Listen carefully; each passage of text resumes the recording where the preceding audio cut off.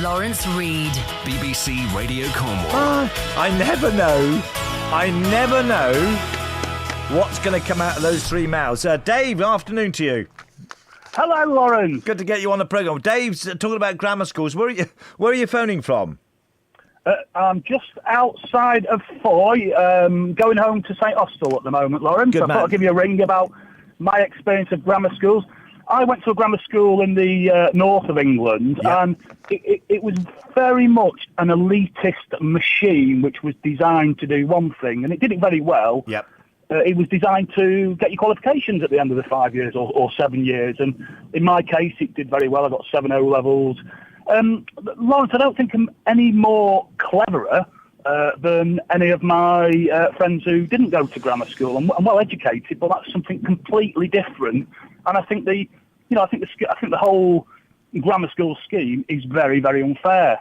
Do you think perhaps it opens up the doors for those pupils to get to a better university?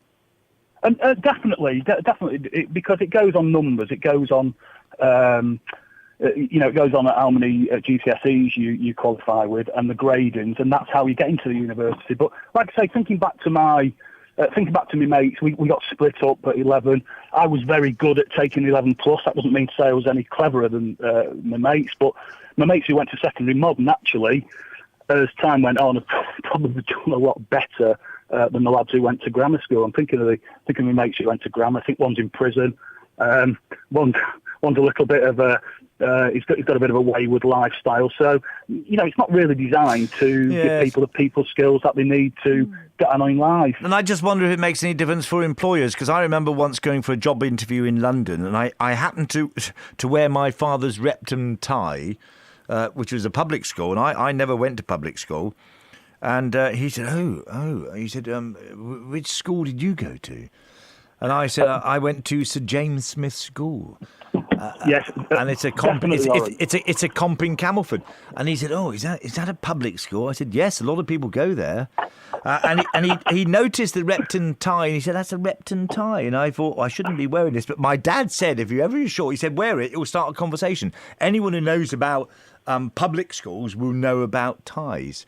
So yeah, there is still this perception, isn't there? If you went to a posher school, it's going to open more doors.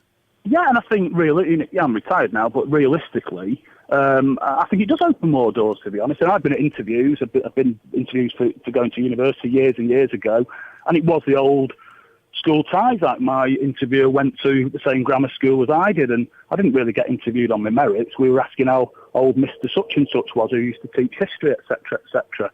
Yeah. If you think about the purpose of schools, is it just about getting people through examinations? There's a whole pastoral. But what about the argument? There are pockets of places in Cornwall where the schools aren't as good as they could be, and if you have sort of little Johnny, who's a really bright cookie, his education could be adversely affected because he's told to go to school A, B or C.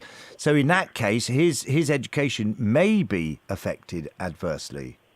Well, two wrongs don't make a right, and get the resources into those schools and build those schools up. It's not about making it more elitist. It's about bringing people up from the bottom and bringing them up. That's the fair system. Okay. Interesting. I've just had an email about this. Matthew Pitt writes on the subject of grammar schools. He says it's a dreadful idea.